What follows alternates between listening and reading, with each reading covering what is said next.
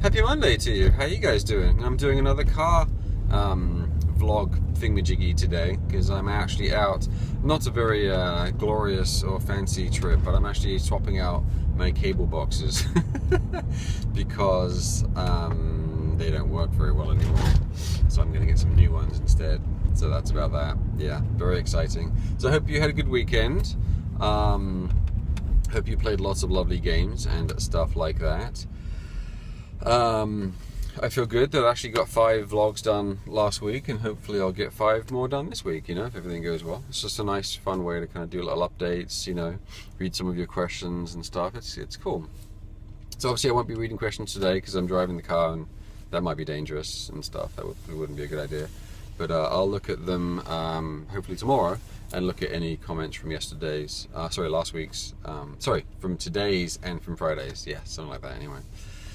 So, did a little bit of work over the weekend. What have I been working on? I worked on one of the boss characters. I kind of got him. He's somewhat, has like a magical kind of quality to him as far as like being I don't know, a wizard, I guess, kind of.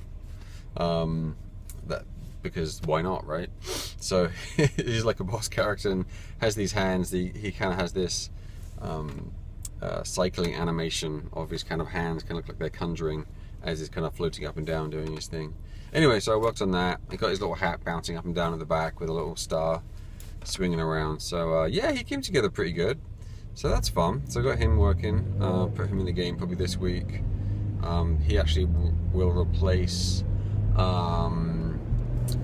placeholder artwork that Matthew created to then create the boss encounter. And that's always fun, you know, you put it in there. I mean, you get used to the placeholder artwork for so long. I mean, you realize it's placeholder, but because you see it so much and because you play that encounter to, you know, get the gameplay figured out, you get used to it. So it's always really fun and interesting to get then final artwork in there, because it feels then like a completely, well, not completely different, but it does feel like a new experience. It gives it a new, completely new kind of vibe to the whole thing. It's really interesting. I mean, naturally you have to probably sometimes adjust the collision boxes because the collision on the proxy artwork may have been different than the final one and stuff like that. So where you actually shoot and hit him may be different now because of the mass of him. I mean, I try to pretty much make it as close to what it was, but I'm sure it's different. Once we get it in there, we're like, oh, right. And then we'll see if I have to make any changes from that to make sure the gameplay doesn't get messed up. But anyway, so got him done, so that's cool. And also the level artwork, you know, of his stage. So that's nice, very nice. Also went through and just did some,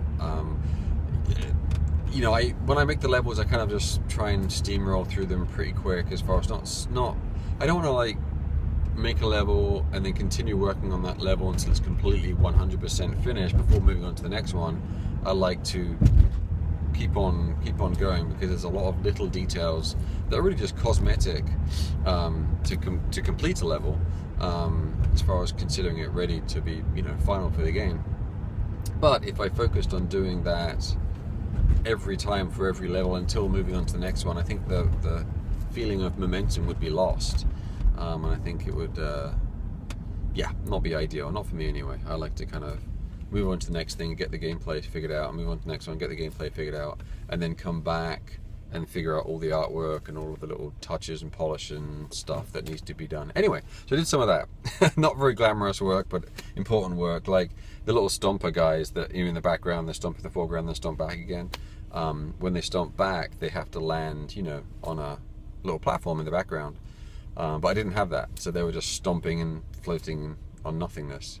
So I'm going through, I did some of that. I'm continuing to go through the levels to see where I haven't done that already. So it looks proper. And that's an interesting, to me, it's interesting process, because that platform that he lands on in the background actually usually has to be created. It's a unique new platform that doesn't exist. And what I mean by that is, I want to give the sense that it's, you know, in the background visually. So when you're playing it not on a 3DS, so there's no sense of depth, I want it to give a visual sense of depth. so I try to give the art design of the platform the sense that it's slightly further away, meaning if there's any vertical lines in the foreground artwork, they'll be a little bit more compressed and closer together on the one in the background to give a sense of, oh, it's behind the layer that you're standing on. So the perspective looks a little different. And then also I like to change the color. I wonder if I was supposed to, no, I'm not. I was wondering if I just missed my turn there. I don't think it did. I'm going to go up here. And then I like to kind of, because the background layers have a tint, have a sense of fog to them, I like to give that platform that the enemy is landing on a slight tint as well, again to push it back away from the main action layer. Because also the enemy also gets tinted when he jumps back, so I want to match that as well. Anyway, so it's always kind of like, oh, I have to create this now, so I kind of have to take artwork from the existing level and then edit it a little bit to change the size and the shape and the perspective and the color. So that's interesting. And actually, that's one of the few times I like to do my coloring and tinting and stuff in Photoshop because it's so quick and awesome. So what I'll do is probably take the artwork from the action layer, do the art redo to make it seem like it's further away just from the design perspective, and then I'll probably take the tint color and apply it to that artwork in Photoshop, which is just a single color, whether it be blue, black, white, whatever, but depending on what the level is, or the art's theme of that level. And then I'll apply that single color to that artwork with like a 50% tint or whatever looks and feels right for that particular level. Some art themes in the game are heavier than others, so it really depends on what it is. Just seeing if this is my turn. It is not. Yeah, so it's kind of a process actually to do those silly little platforms, but they're important, I don't want to rush them. I want it to look correct. So anyway, so I did some of that, very exciting stuff. I'm going to continue doing some of that today. What else? I'm also diving back into the secret characters. I've got some of them done. I need to get the rest of them done. So that's really awesome and weird and exciting to kind of get those characters in there, because when you play the game as a different character, it's weird how it feels different. It's so strange. I mean, obviously the gameplay is identical, but because you're playing with a different character, it just feels different. It's so weird. It's really neat. It's neat to do that. I remember when I got Rusty in there, which is one of the first secret characters we got in the game. It just felt like a different game. It felt like, Rusty from Steamboat Diggs in the game. So you feel like, whoa, weird. This is a different game. Even though he jumps and moves and shoots just like Max. It's weird. It's cool. Anyway, I do have my Dr. Pepper in the car. Apparently I need some of that. I got a dry throat. Excuse me. Cheers. Oh, we got the final cinema done. Excuse me.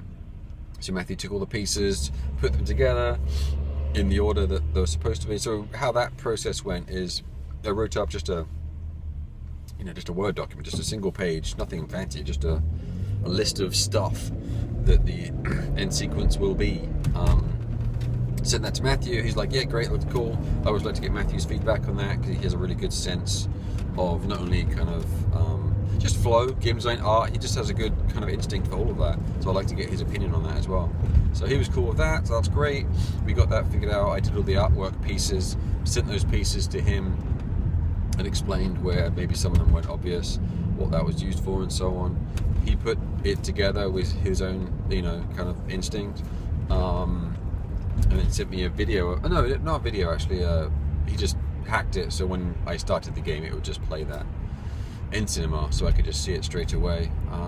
We went back and forth a little bit on just some of the timings and nothing major, just little changes. Yeah, and then now it's done, so it's pretty cool.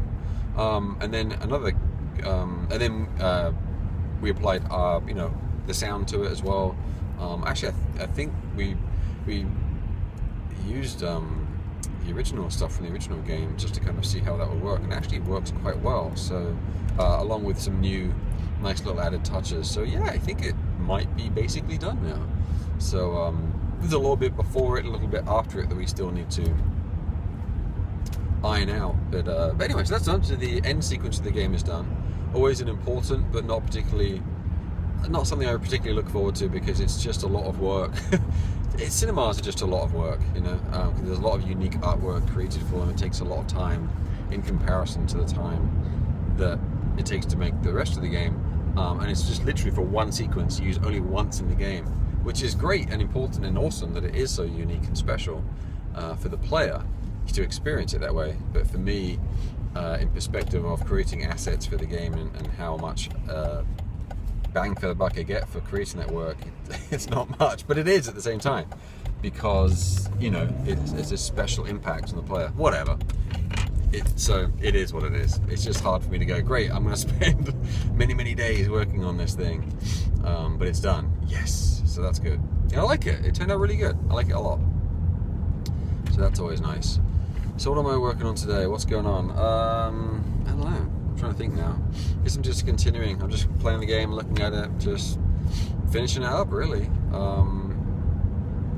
I chatted with, you know, Greg and Bob the other day about Dementium 2 Remastered. That's coming along well, so I need to dive into that soon. As far as I don't think it's the process with that is Bob, you know, Bob from a programming point of view is just porting a lot of code over. So he'll, you know, take the Dementium 2 stuff that obviously was made for the DS, and then move it over, you know, recode it, reprogram it basically for the 3DS, because it's not, you can't just grab it and shove it in and it'll work. You have to rewrite it a lot of times, or really pretty much all the time, for it to work on the 3DS. So he just spends a long time just doing that, and it doesn't necessarily mean the game actually works,